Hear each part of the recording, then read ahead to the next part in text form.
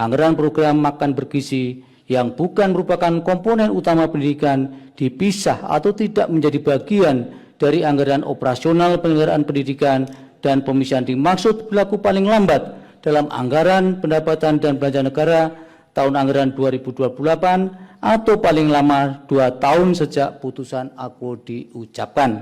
Makanan bergizi gratis itu segera dicabut dari anggaran pendidikan. Tapi apa yang kita dapatkan? Sebuah bentuk akal-akalan.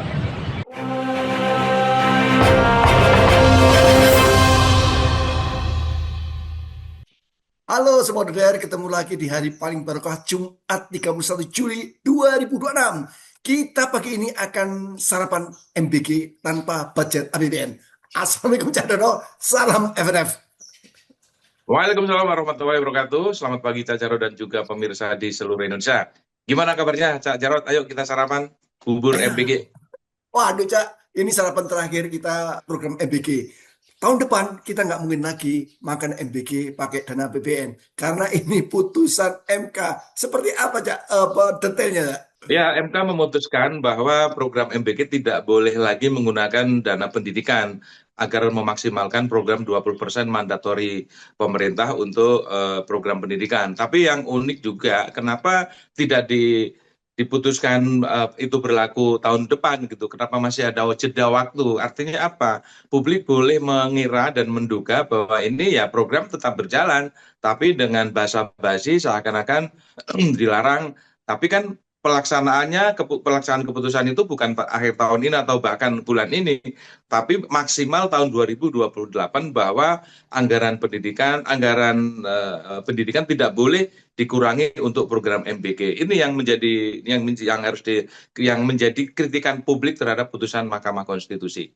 Anggaran program makan bergizi yang bukan merupakan komponen utama pendidikan dipisah atau tidak menjadi bagian dari anggaran operasional penyelenggaraan pendidikan, dan pemisahan dimaksud berlaku paling lambat dalam anggaran pendapatan dan belanja negara tahun anggaran 2028 atau paling lama 2 tahun sejak putusan aku diucapkan. MK itu hakimnya beralasan bahwa siklus rancangan Undang-Undang APBN 2027 yang sekarang ini lagi dibahas itu sudah dipersiapkan sejak awal tahun 2006. Karena itu, biar tidak mengguncang, mempengaruhi tentang fiskal, biarkanlah yang setahun ini akan berlanjut. Dan ini BEM UI mengkritisinya. Ini adalah putusan semu, akal-akalan. Ini yang kita gunakan kalimat diksi-diksi dari BEM UI ya. Makanan bergizi gratis itu segera dicabut dari anggaran pendidikan. Tapi apa yang kita dapatkan? Sebuah bentuk akal-akalan. Ya, betul sekali. Seperti tadi kita sampaikan bahwa putusannya ini penuh dengan kompromi. Sesuatu yang tidak mungkinlah MK akan kemudian melakukan putusan yang sangat radikal, harus diputuskan besok harus berhenti, kan nggak mungkin. Karena apa? Karena pertimbangannya adalah dapur sudah dibikin, anak-anak sekolah sudah mendapatkan kebiasaan. Kalau tiba-tiba diputuskan, itu akan merusak tatanan dan akan menimbulkan kegaduhan. Tetapi di balik itu sebetulnya ini semua kan sudah direncanakan. Ini adalah ciri-ciri dari rezim kleptokrasi. Bagaimana sebuah kelompok rezim itu merampok anggaran negara untuk kepentingan kelompok dan dirinya dan rezimnya. Bagaimana mereka mencuri uang negara dengan program-program massal, dengan program-program strategis nasional, tapi sesungguhnya itu dipakai untuk kelompok mereka. Inilah sangat mungkin kalau publik menilai bahwa ini rezim adalah rezim kleptokrasi. Benar Cak, kleptokrasi itu kan sudah ditantang oleh narasumber yang dihadirkan dalam sidang MK. Salah satunya, kalau memang rezim kleptokrasi ini mensejahterakan atau ingin membantu rakyat, bagikan saja, katakan 335 triliun, bagikan ke setiap warga. Paling tidak setiap orang kita mendapatkan jatah 360.000. Kalaupun ingin mensejahterakan benar-benar rakyat miskin, bagi saja sebulan buat rakyat miskin itu 5 juta aja setiap bulan. Jadi kalau setahun bisa 60 juta. Tapi faktanya yang diuntungkan adalah mereka yang memiliki dapur MBG. Siapa itu? Ya kroni-kroninya. Bukan begitu Cak Dodo? Betul, jadi makanan bergizi gratis kesannya mulia, memberi makanan gratis. Sangat mulia, ini rezim sangat bagus, sangat peduli, kesannya seperti itu. Tapi itu kan alibi, itu kedok. hanya untuk sebetulnya tujuan awalnya ya supaya mereka rezim ini mendapatkan bagian dari program ini yang seakan-akan murni, seakan-akan mulia, tapi sesungguhnya mereka bisa menggunakan alat ini untuk merampok anggaran negara. Apa buktinya? Dari anggaran Rp15.000 yang seharusnya diberikan kepada rakyat Indonesia, itu ternyata hanya maksimal 10.000 yang diberikan. Bahkan ada yang 7.000, ada yang 8.000. Separuhnya lebih dimakan oleh mereka yang terlibat di dalamnya, yaitu di BGN dan juga partai politik, kepolisian, dan juga TNI. Karena apa? Mereka yang ternyata banyak berita yang menyebutkan memiliki dapur, bahkan ratusan dapur hanya dimiliki oleh satu orang yang memiliki yayasan-yayasan itu. Jadi sudah sangat jelas program ini memang dirancang untuk kepentingan mereka sendiri, bukan untuk rakyat. Seperti Cak Jarod bilang tadi, kalau memang untuk rakyat ya berikan total kepada rakyat dalam bentuk lain, tidak harus dalam bentuk dapur. Atau sesungguhnya kalau rezim ini punya kreativitas, punya keberanian, dan punya visi jauh ke depan, ciptakan lapangan kerja bagi orang-orang yang tidak memiliki pekerjaan, bagi orang-orang yang tidak mampu memenuhi kebutuhan. Ciptakanlah lapangan kerja, ayahnya bekerja, dari hasil kerja itu mereka bisa menggunakan penghasilannya untuk meningkatkan gizi, membuat keluarganya sehat dan lain sebagainya. Logikanya kan seperti itu sebetulnya sebuah negara mensejahterakan rakyat. Tetapi yang terjadi bagaimana negara rezim harus hadir di setiap program-program rakyat. Karena apa? Ya tujuannya rente, tujuannya ingin mendapatkan selisih, tujuannya ingin mendapatkan keuntungan. Kan ini sebetulnya yang kita protes. 2 tahun cukup sudah bagi rezim Prabowo Gibran. Jangan lupa, Gibran juga harus bertanggung jawab. Tidak memberikan peluang kerja, lapangan kerja, maupun kesejahteraan bagi rakyat seluruh Indonesia. Coba lihat di beberapa media sosial, begitu masifnya rezim menerapkan pajak UMKM, dikejar-kejar. Dan bulan Agustus, 1 Agustus, akan diterapkan pajak bagi pengusaha yang berjualan lewat online. Coba bayangkan ini. Betiku masifnya mereka, rezim ini, bukan mereka itu, rezim Prabowo Gibran memajaki rakyatnya sendiri, tapi kesejahteraan diabaikan. Dan ada lagi, selain MBG, itu ada Kopdes Merah Putih, dan lagi ada Universitas Republik Indonesia. Ini dananya triliunan rupiah yang diperlukan. Coba, ini akal-akalan apa lagi, Cak Dodo? Memang rezim tugasnya adalah membuat akal-akalan. Bagaimana mengincar APBN yang jumbo, yang besar ini dipakai untuk kesejahteraan mereka. Dari rezim ke rezim kan selalu seperti itu. Ini berkaitan dengan pajak ya. Di Jepang itu justru saat ini Jepang sedang menurunkan pajak penghasilan itu hanya Rp1. Pajak restoran ya, pajak penghasilan. Itu 1%. Bayangkan kita ini 12% pajak. Itu baru pajak restoran. Pajak-pajak yang lain, pajak kendaraan, pajak PBB, pajak barang mewah, pajak kebutuhan sehari-hari, sabun, sampo, tusuk gigi, itu semua dipajakin di kita. Jadi ini negara kita ini semuanya dari atas sampai bawah dipajakin. Bahkan itu pajak-pajak yang resmi, pajak-pajak yang tidak resmi, pungutan RT, pungutan Perda, pungutan gubernur. Bahkan kita keluar rumah nih, Cak Jarod, naik motor atau mobil di pertigaan atau perapatan itu sudah ada tukang palak.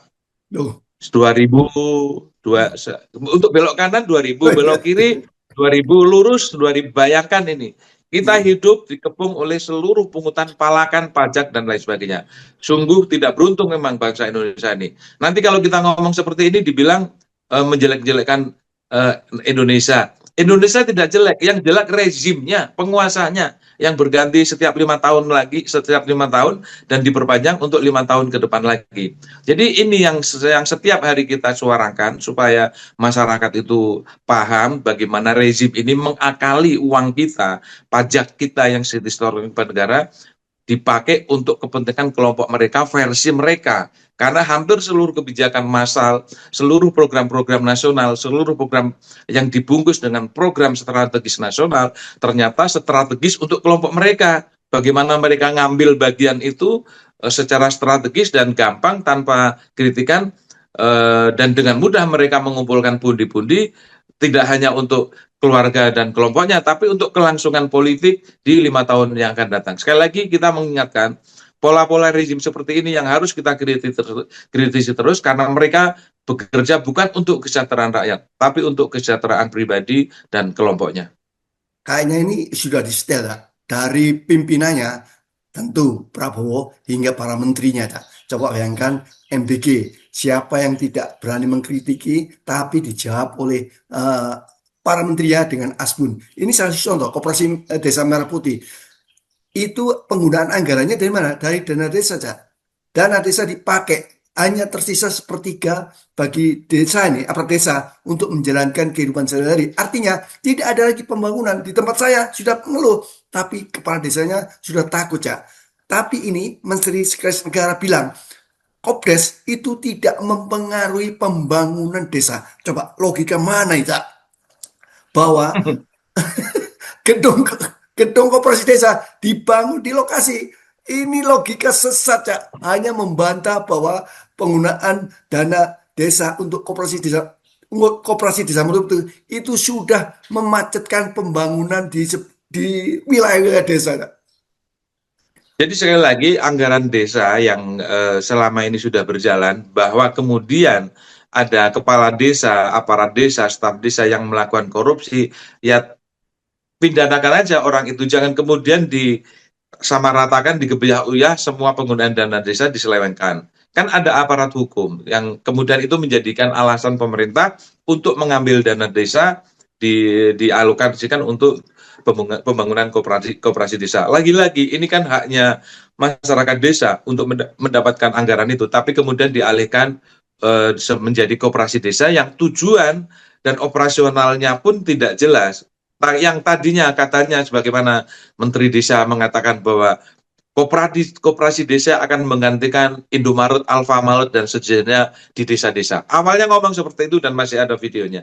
Tetapi kemudian koperasi desa berfungsi hadir untuk menyalurkan pupuk, menyalurkan barang-barang subsidi, bibit dan lain sebagainya. Ini kan kacau, cara berpikir rezim yang sangat kacau. Jadi sekali lagi dengan kenyataan seperti itu semakin terbukti bahwa dugaan publik pemerintah ini memang sama sekali tidak memikirkan rakyat, hanya memikirkan kepentingan pribadi. Polanya jelas nih Cak Jarod, dan ini dimulai ketika masa Presiden Jokowi. Jadi rezim itu selalu mengeluarkan kebijakan, proyek-proyek yang sifatnya massal, yang mengeluarkan anggaran banyak, yang melibatkan, katanya itu melibatkan rakyat barat banyak. Sebagai contoh misalnya program strategis nasional bandara, program pelabuhan, program termasuk kereta wus dan IKN. Saya ambil contoh IKN. IKN ini dibangun dengan dana yang super besar dan melibatkan banyak orang. Lakukan dulu, kerjakan dulu, koreksi kemudian. Keluarkan dulu anggaran, evaluasi kemudian. Itu kan semacam pemaksaan. Jadi pola seperti itu kemudian ditiru oleh Pak Prabowo dengan mengeluarkan program makan bergizi gratis. Kan sama, program massal melibatkan banyak orang, melibatkan orang bawah untuk bekerja. Karena apa? Mereka punya alasan. Oh, kalau nanti ini dihentikan, nanti rakyat mau kerja di mana? Nanti penghasilannya gimana? Ini program untuk jangka panjang, kan bagus sekali. Pola-polanya seperti itu, selalu menghipnotis publik dengan impian-impian yang seakan-akan mulia, seakan-akan bagus, tapi ujung-ujungnya sesungguhnya mereka ini adalah modus rezim merampok uang APBN. Sekarang kan MBG, Kopdes, nanti apa lagi? Jadi program-program yang diciptakan massal oleh rezim sesungguhnya bukan untuk rakyat, tetapi kedok untuk menggarong duit APBN. Itu yang terjadi. Sebelum Cak Dodo memberikan kata-kata mutiara, sebenarnya perlu kita tegaskan bahwa selama 2 tahun program MBG sudah berjalan dan kemudian muncul Koperasi Desa Merah Putih. Kalau orang menabung, lumayan Cak, 2 tahun itu dari hasil-hasil itu 2 tahun cukup lah. Untuk apa? Untuk membiayai di Pilpres 2009. Dan ini terakhir setahun, lah lumayan. Apakah Pak Prabowo tidak punya inisiatif atau ide yang lain? Tirulah Pak Jokowi. Bagaimana 5 tahun awal dia begitu pro rakyat kebijakan. Tapi setelah itu, nah kebalikannya. Tapi ini sudah di awal pemerintahan sudah ngegas untuk apa? Untuk menggarungi uang rakyat. Mau Cak Dodo? Ya, bedanya kalau Pak Prabowo pro rakyatnya 6 bulan pertama. Kalau Pak Jokowi kan 5 tahun pertama. Pak Prabowo 6 bulan pertama seakan-akan pro rakyat, tapi setelah setengah tahun kemudian mulai ngegas, program-program mulai dijalankan, dan ternyata belum sampai 2 tahun seluruh kedoknya kan terbongkar. Bedanya kan seperti itu. Tapi lagi-lagi inilah rezim yang disebut rezim kleptokrasi, bagaimana rezim ini melototi APBN, menaikkan APBN untuk kemudian dirampok dengan bungkus program-program pro rakyat, program-program mensejahterakan jangka panjang, tapi sesungguhnya hampir separuhnya duitnya digondol oleh rezim. Bayangkan, Cak, untuk program BGN, ini temuan Kejaksaan Agung, kerugian program MBG itu hampir 11 triliun, kerugian yang sudah diusut oleh Kejaksaan Agung. 11 triliun ya, 10 triliun koma berapa gitu. Jadi kelompoknya Dadan dan kelompoknya Dadan, Sony dan Ludwig itu sudah menyelewengkan duit MBG itu 11 triliun. Dan ini akan berlangsung sampai 2028 meskipun sudah digugat ke MK, tapi pelaksanaannya maksimal sampai 2028.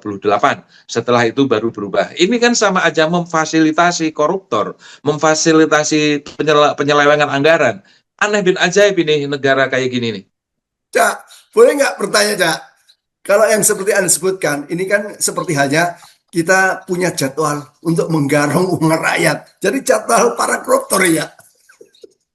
Ya, alasannya apa namanya penyelarasan. Apa istilahnya itu supaya tidak terlalu radikal gitu. Jadi penyesuaian. Jadi penyesuaian anggaran dan program itu harus maksimal 2028. Padahal terjemahannya publik melihat ya udah ini kamu waktu korupsi tinggal 2027 dan 2028. Kalau itu dilakukan 2028 tanggal 31 Desember 2028. Kan itu yang terjadi, Cak. Ya, saudara, kita harus selalu istighfar ya terhadap kebijakan-kebijakan rejim Prabowo. Tapi assalamualaikum, salam FNF. Waalaikumsalam warahmatullahi wabarakatuh. Selamat pagi dan salam freedom and fairness.